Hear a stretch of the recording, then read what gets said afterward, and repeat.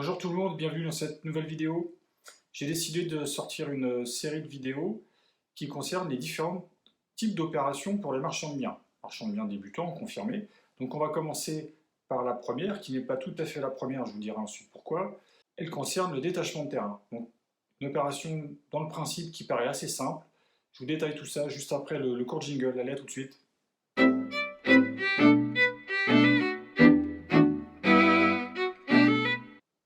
Donc voilà, donc comme je vous le disais précédemment, c'est pas tout à fait la première vidéo de cette série, parce qu'en fait j'ai déjà fait une vidéo sur mes opérations en particulier qui concerne la division de bâti. Donc c'est un type d'opération pour les marchands de biens qui est un peu plus complexe. Pour les débutants, c'est un petit peu plus difficile, il y a beaucoup plus de choses à maîtriser.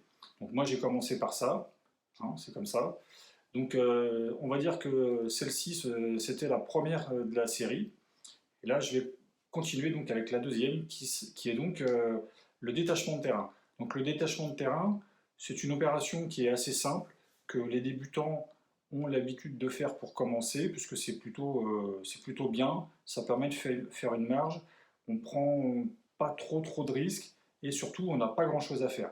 Donc tout au long de cette vidéo, je vais détailler en plusieurs points, on va regarder un petit peu ce type d'opération, comment ça se réalise, les avantages et les inconvénients.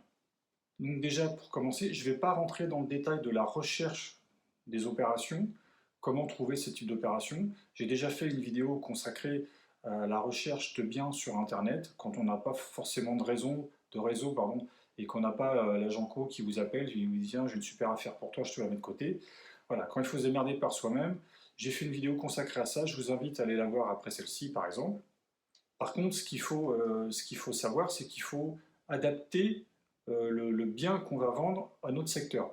J'explique, si vous êtes dans une agglomération assez dense et que vous savez que des terrains de 200, 300 mètres, 400 mètres carrés, ça se vend, vous pouvez vous permettre de trouver des opérations avec des terrains plus petits. Par contre, si vous êtes en zone un peu plus rurale, où là, à partir de 600-700 mètres, ça commence à se vendre. En dessous, les gens trouvent ça trop petit, parce que c'est encore le cas, hein. J'ai visité la semaine dernière une maison avec un terrain potentiellement détachable. Il y avait 800 mètres carrés à détacher. Moi, dans mon idée de citadin, c'était de faire deux parcelles de 400 mètres carrés. L'agent co m'a dit que c'était pas forcément une super idée par rapport au secteur, parce que les gens là-bas, ils aiment bien construire sur 600-700, mettre une belle maison, avoir de la place autour pour mettre un garage, des choses comme ça, éventuellement une piscine. Donc pas vendre trop court, pas vendre trop petit, pardon. Surtout quand vous vendez deux terrains, vous allez forcément avoir un peu plus de frais que si vous en vendez qu'un. Donc c'était pas forcément une super idée, surtout que là, sur ce terrain en particulier, c'est bon, on verra ensuite pourquoi, il y avait un bâtiment dessus, donc qui était un garage bâti. Donc si je vendais le terrain en entier, je bénéficiais de l'exonération de TVA.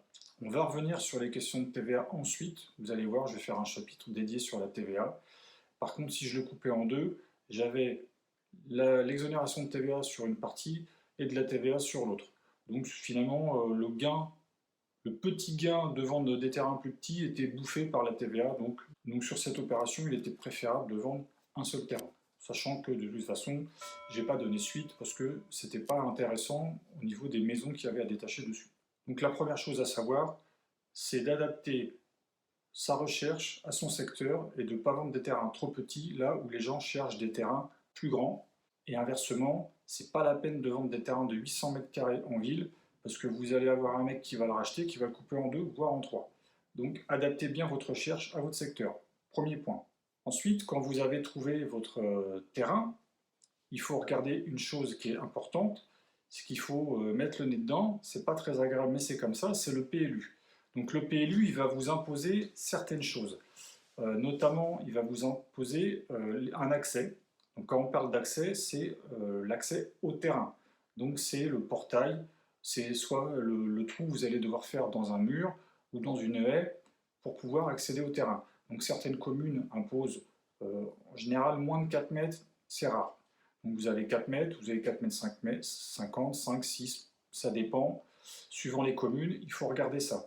Ensuite, il y a le deuxième point qui est important. Si c'est par exemple un terrain qui est en second rideau, qui est à détacher, et que vous allez devoir créer une voie d'accès entre la maison existante et la clôture du voisin, là, on appelle ça la voirie. Donc le PLU va vous imposer une largeur de voirie. Ça peut aller, j'ai vu, jusqu'à 6 mètres.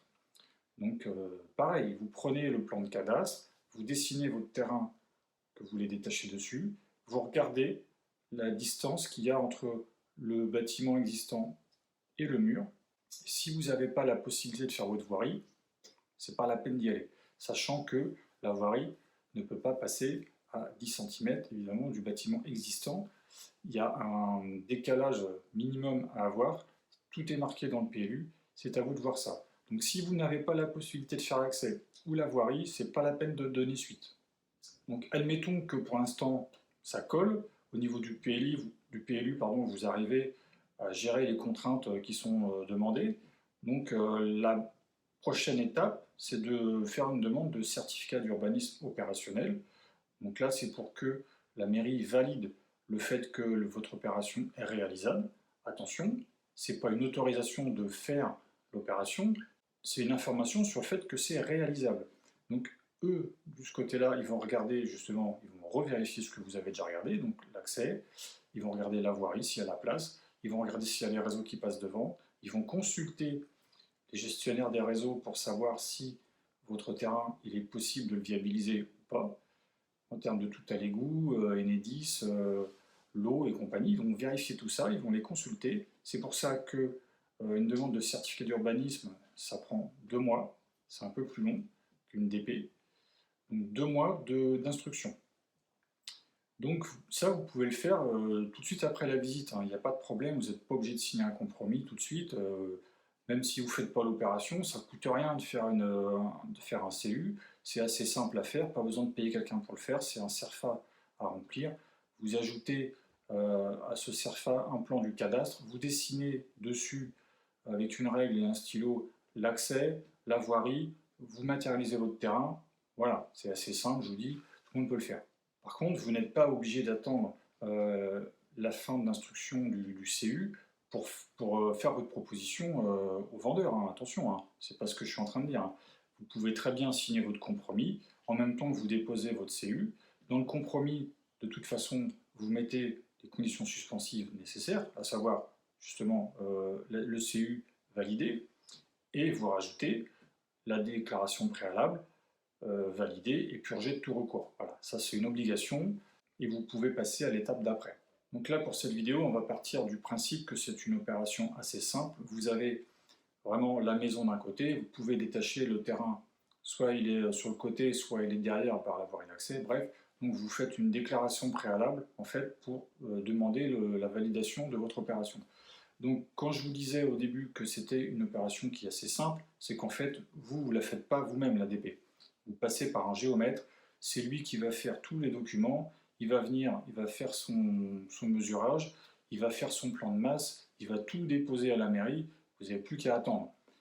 D'où un autre truc qui est intéressant dans les opérations de détachement de terrain, c'est que si vous faites le type d'opération que je suis en train de faire, division de bâti, pardon, je vous déconseille d'aller à plus de 50 km de chez vous parce que vous allez devoir y aller régulièrement.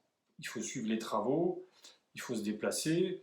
Moi, j'y suis allé toute la semaine dernière, donc j'ai 50 km aller, 50 km retour. Résultat des courses, j'ai fait 500 km dans ma semaine. Le détachement de terrain, c'est beaucoup plus simple.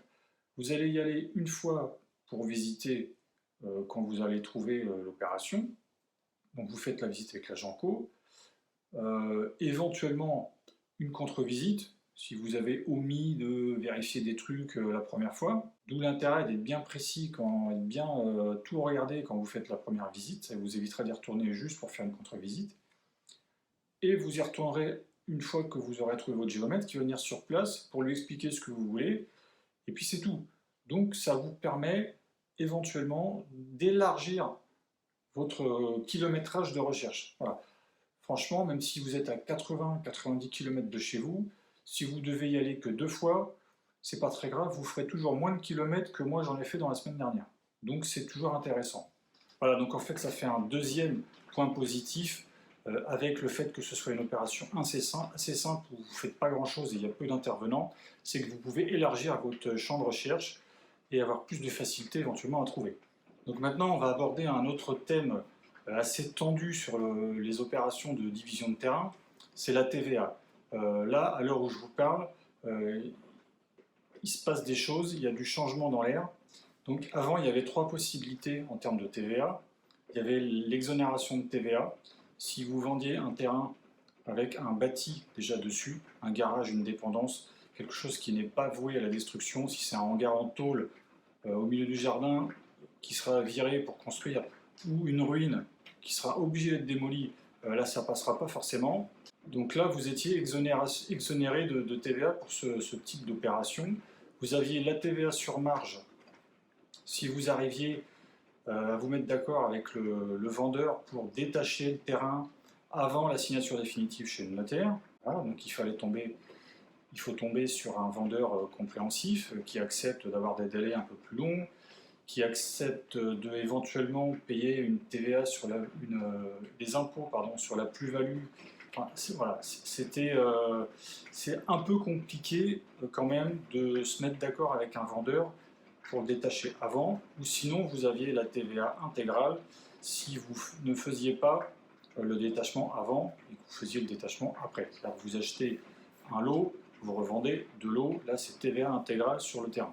Bon, là, avec le changement qui est en train de s'opérer, à l'heure où je vous parle, il y a de très grandes chances qu'on soit que sur de la TVA intégrale à partir de maintenant. Donc je ne vais pas parler de la fiscalité de la TVA sur marge, je ne vais pas vous expliquer le calcul de tout ça, parce que quand vous allez regarder cette vidéo, si vous êtes débutant et que vous faites une opération dans 6, 8, 10 mois, il y a de grandes chances que vous ne soyez pas concerné. Ce sera TVA intégrale ou franchise de TVA s'il y a un bâtiment dessus, ça reste toujours valable. Donc, pour une opération avec la TVA intégrale, le calcul il est assez simple. Admettons que vous vendiez votre terrain 100 000 euros. Il y en a qui font l'erreur assez simple. 100 000 euros, je vais payer 20% de TVA, je vais payer 20 000 euros de TVA. Alors non, c'est pas comme ça que ça se calcule. C'est quand vous vendez votre terrain 100 000 euros, vous vendez votre terrain 100 000 euros TTC. Donc ce qu'il faut, c'est calculer le montant hors taxe. Pour calculer ce montant hors taxe, vous prenez 100 000 euros, vous le divisez par 1,2, ça vous donne un montant de 83 333 euros. Ça, c'est le montant hors taxe de votre terrain. Donc la différence des deux, c'est la TVA que vous allez devoir payer aux impôts. Donc pour calculer la TVA, vous avez deux possibilités. Vous faites une soustraction de 100 000 moins le montant que vous venez de trouver. Vous multipliez le montant que vous venez de trouver par 0,2, ce qui vous donne 16 666 euros. Ça, c'est le montant de la TVA que vous allez devoir vous acquitter à la revente de ce terrain. Sachant que vous allez pouvoir déduire des choses, d'où l'intérêt, comme j'explique dans d'autres vidéos, de choisir un comptable qui est bon et qui est spécialisé dans les opérations de marchand de biens, parce que, en fait, toute la TVA que vous allez payer qui concerne cette opération, vous allez la déduire de ces 16 000 et quelques. Par exemple, tout simplement le notaire, le géomètre, vous avez une part de TVA dans les frais, donc cette TVA sera déduite des 16 000. Donc vous n'allez pas vraiment donner 16 000, vous allez donner moins. Ce qui m'amène à une réflexion, je vous laisse après réfléchir là-dessus, c'est que maintenant qu'on doit payer systématiquement une TVA intégrale, peut-être que pour certains types de terrain, ça vaut peut-être le coup de faire un peu plus de travaux, comme viabilisation, clôture, portail, sachant que plus vous faites des travaux, plus vous allez payer de TVA, donc à ces artisans, mais cette TVA, en fait, vous allez la déduire des 16 000. Vous voyez ? Je ne vais pas vous faire un cours sur la TVA, hein, c'est pas mon boulot. Si vous n'y connaissez rien en TVA, je vous conseille d'aller voir des vidéos vraiment dédiées.